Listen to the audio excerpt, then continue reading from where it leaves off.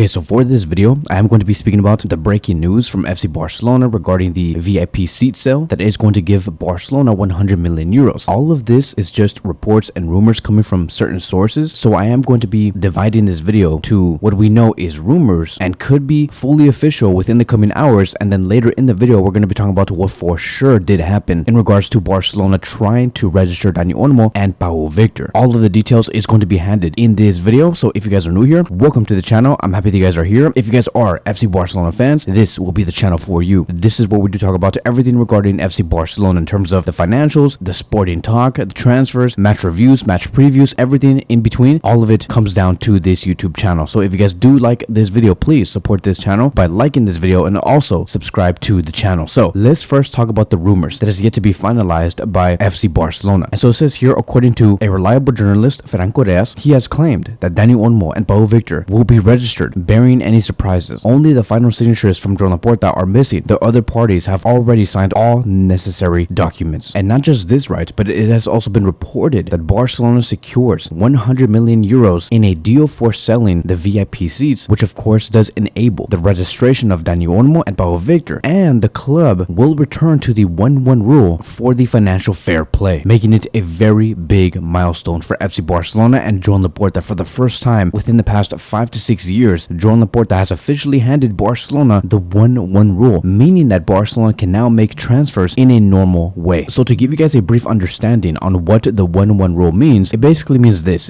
if Barcelona sell a player for 20 million euros, for example, they can easily use that 20 million euros and spend it on another player that might cost 20 million euros. Back then, and what we have experienced in the past 5 to 6 years is, if Barcelona sell a player for 20 million euros, they can only use about half of the 20 million euros to spend on another player, which meant only 10 million euros could be spent from that money, restricting us and limiting FC Barcelona. That's why Barcelona have had such a tough time trying to sign new players. But with the 1-1 rule, it does ease all of our transfers for the future, which means, could we see Barcelona sign a new player in the January transfer window? We'll have to wait and see. But like I've said, all of this is just rumors and reports coming from certain sources. We'll wait to see when FC Barcelona fully make it official on their website. But now let's go on to what already did for sure happen under this club, which is going to be about Barcelona being denied their first appeal to register Dani Olmo and Pau Victor. It has just been reported that FC Barcelona have just failed to register Dani Olmo in La Liga. In their first attempt, Dani Olmo was signed by FC Barcelona from RB Leipzig for a fee around 60 million euros in August 2024, and his registration was very complicated in the very beginning. Barcelona had financial constraints and La Liga had salary cap regulations, but FC Barcelona found some solutions. Dani Olmo was temporarily registered for the first half of the 2024-2025 season, and that was because of Andreas Christensen's long-term injury, which allowed Barcelona to use 80% of Christensen's salary to register Dani Olmo until December 31st, 2024 under the La Liga financial regulations. So like I've said, Barcelona did struggle to meet La Liga's salary spending limit, and at that time they just couldn't register Dani Olmo. So Barcelona had to do so many things. For example, they first started with Gundogan leaving to Man City to free up some salary space. They loaned out Vitor Roque, Lenglet, and they have sold Mikhail Faye, which did really reduce the wage bill. And the last thing that was needed to register Dani Olmo was to get Andreas Christensen out of the wage bill, which was the last thing that pushed towards Dani Olmo finally playing for La Liga. So Barcelona recently did attempt to extend Olmo's registration through the courts by seeking a precautionary measure, but the appeal was rejected by the Commercial Court 10 of Barcelona on December 27, 2024, meaning that currently Olmo could not be registered for the second half of the season without further action. Now, if Barcelona do not manage to register Olmo by the end of December 31st, 2024, he could potentially leave the club for free in January 2025 due to a clause in his contract. And so right now, Barcelona is exploring other options like selling the VIP seats at the Camp Nou to raise funds, which could help in his registration. They're also going to be doing another appeal on December 30th, 2024 before the deadline, meaning that Barcelona are going to be going until the very last minute to make sure Dani Olmo is a Barcelona player for the second half of the season. So just because, right, Dani Olmo may not be registered for La Liga, that also means that he's only going to be registered for 3 other competitions for FC Barcelona. For example, there is no problem for Barcelona to be using Dani Olmo for the Champions League, the Copa del Rey, and the Spanish Super Cup. But the thing is that La Liga takes up like 80 to 85% of the games through the season. So basically, he's not really a Barcelona player if you really think about it, because you just never know if you're going to be knocked out from the Champions League or the Copa del Rey or the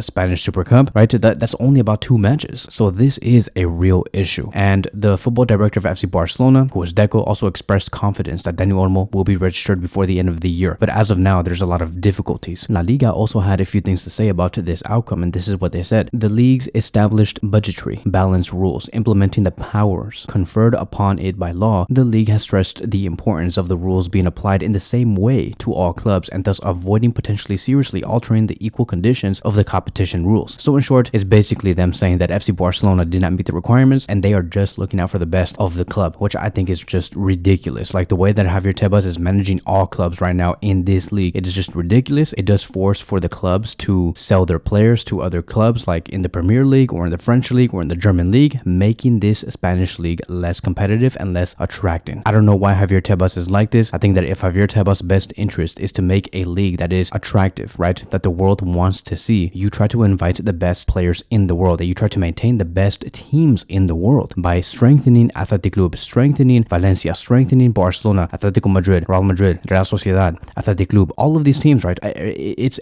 everybody. It's not just FC Barcelona. Every team needs to have that opportunity to strengthen their squad overall and have a lot of buying power. To Javier Tebas, it does not seem like it is in his best interest. Hence the reason why we're looking at a case like Barcelona where they cannot even register Dani Olmo. Like where else do you hear complications like this? You don't hear this at City. You don't even hear this at Real Madrid, a team that plays in the exact same league with FC Barcelona. So why is Barcelona being the only real target here? So to us, right, as Barcelona fans, whatever Javier Tebas is doing, it is ridiculous. It is stupid. It makes Barcelona weaker in the long run. And I just don't know what else Barcelona need to do to be a club that can buy players and register players with ease. Like, I don't know what happened. I don't know what happened post 2020 that led towards us still not being able to register our own players 5 years after 2020. Like, when are we going to be able to buy? When are we going to be able to register? Please tell me, Javier Tebas, like, when are we going to be reaching those type of statuses? We need to be that club again. Does it not interest you, Javier Tebas, that you could potentially have the 3 best teams in Europe within your league, which is Barcelona, Atletico Madrid, and Real Madrid, right? Like, these 3 teams can dominate Europe. If you strengthen those 3 teams, let me tell you, Diego Simeone will get the best out of Atletico Madrid. Whoever's the coach of Real Madrid, of course, they're going to be doing their thing. FC Barcelona, the same thing. I don't know why Javier Tebas is like this, but it is what it is. We're going to have to deal with it. Obviously, we're still waiting to see how the Nike deal is going to be able to affect us in the long term. We're still waiting for that 120 million euro cash injection because as of now, it does not seem like Barcelona have closed down this deal. And so to me, we have to do everything in our power to make sure we register Dani Olmo. He has played 15 matches so far with us, 11 in La Liga, 4 in the Champions League, 5 goals in La Liga, 1 goal and 1 assist in the Champions League. So you can see that Dani Olmo in his first full season with FC Barcelona is already producing great numbers and he's only going to get stronger from here. If you were to tell me or ask me, Kevin, who do you believe is Hansi Flick's ideal number 10 for this team that we have right now? It is Dani Olmo because Dani Olmo has the capability to score, has the capability to provide assists. The one touch from him is excellent. He is a pure number 10 and the perfect number 10 that Hansi Flick does need. So that is it. That is going to be wrapping up today's video. Thank you guys so much for watching and I will see you guys in the next one.